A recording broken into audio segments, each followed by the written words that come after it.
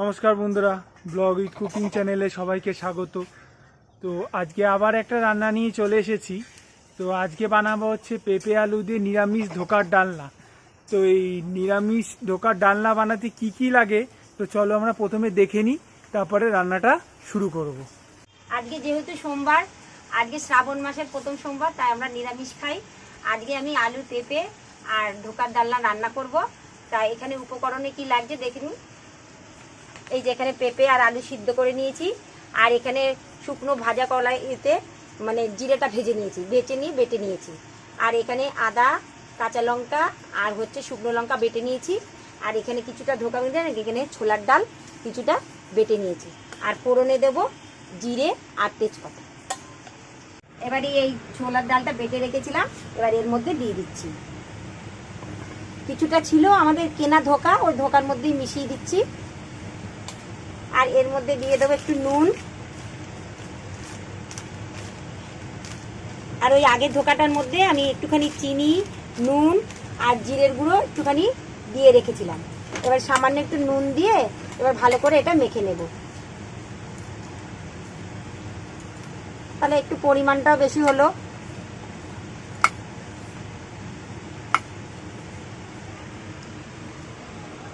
তেলটা গরম হয়ে গেছে, এবারে ছোলার ডালটা এই ধোকাটা দিয়ে দেবো। এবার এটাকে ভালো করে নেড়ে দেবো।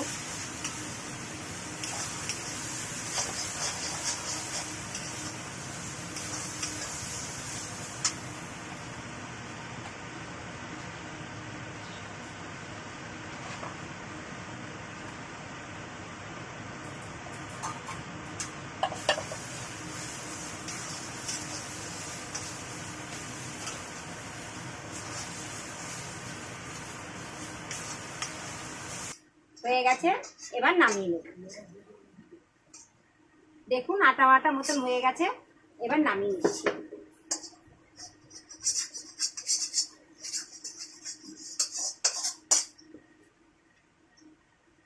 এবার কড়াইটা আবার বসিয়ে দিচ্ছি।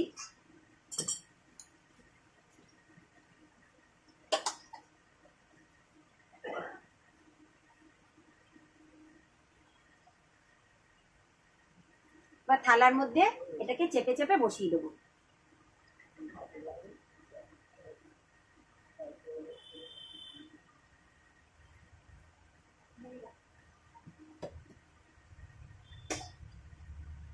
এবারে দিয়ে দেবো তেল।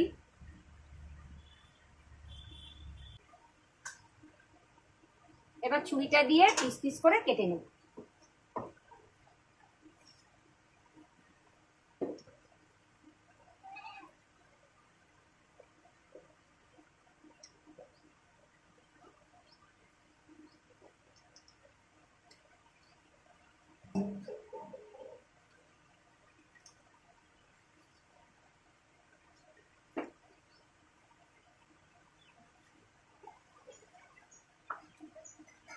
তেলটা গরম হয়ে গেছে, এবারে আলুটা ভেজে নেব। আলু আর পেঁপে একসাথে ভেজে নিচ্ছি।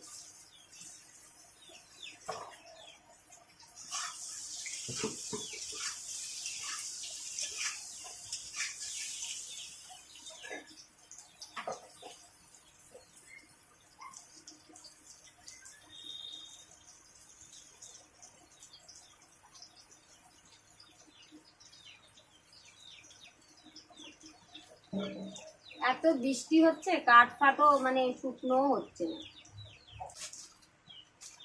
ভাজার মধ্যে দিয়ে দেবো নুন,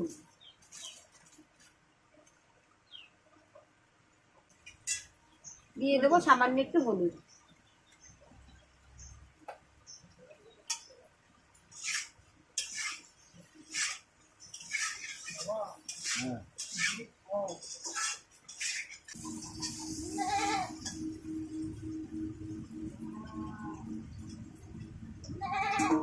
এবার আলুটা ভাজা ভাজা হয়ে গেছে, এবার তুলে নেব। পেঁপে আলু একসাথেই দিয়েছিলাম, ভাজা ভাজা হয়ে গেছে, এবার তুলে নিচ্ছি।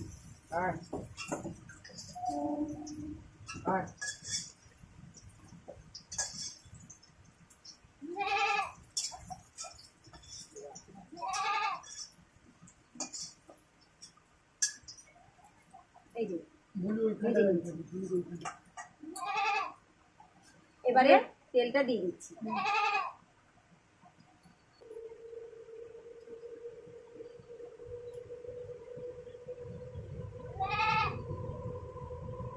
এবার ধোকাগুলো ভেজে নেব। তেল গরম হয়ে গেছে।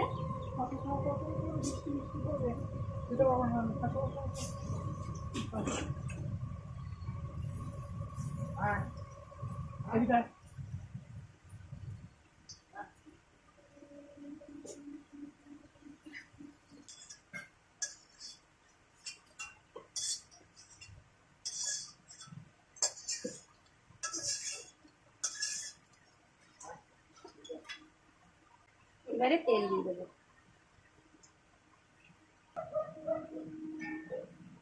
তেলটা গরম হয়ে গেছে, এবার জিরেটা দিয়ে দিচ্ছি।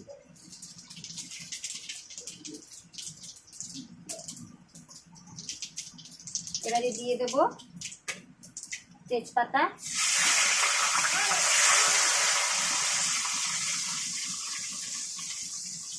আদা, লঙ্কা, শুকনো লঙ্কা বাটাটা দিয়ে দিচ্ছি।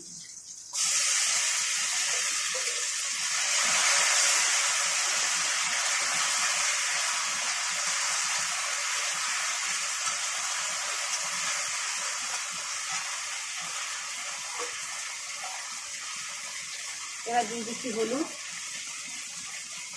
মশলাটা, নিরামিষ মশলাটা সবসময় আমি আলাদা করে রেখে দিই। নিরামিষ রান্না হলেই মশলাটা দিই।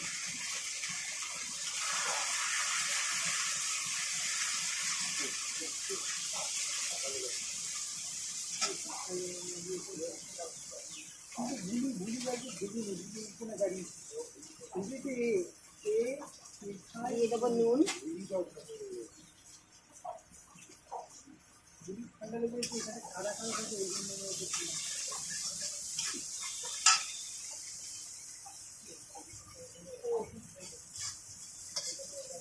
দিয়ে দেবো জিরে বাটা। জিরে আর ধনে একসাথে বেটে রেখেছি।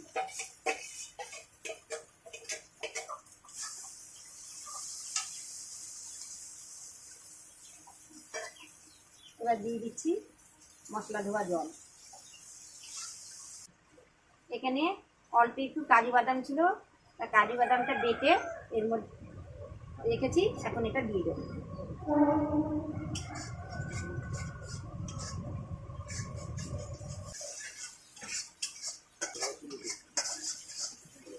এবার মশলাটা তেল ছেড়ে গেছে, এবার দিয়ে দিচ্ছি পেঁপে আলু ভেজে রেখেছিলাম। ওই পেঁপে আলুটা দিয়ে দিলাম। এবার ভালো করে একটু নেড়ে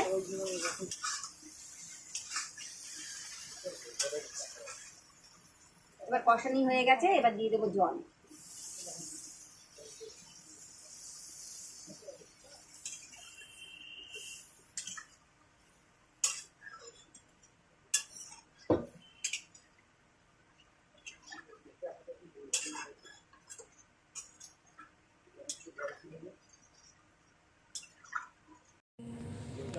ঝোলটা ফুটে গেছে, বড়াগুলো দিয়ে দিয়েছি।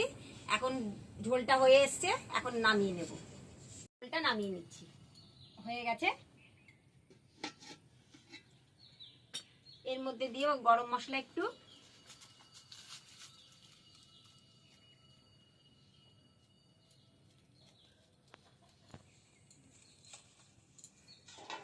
এবার একটু ভালো করে নেড়ে দেবো। এবার এটাকে একটু ঢাকা দিয়ে রাখবো। এবার ঝোলটা নামিয়ে নেব।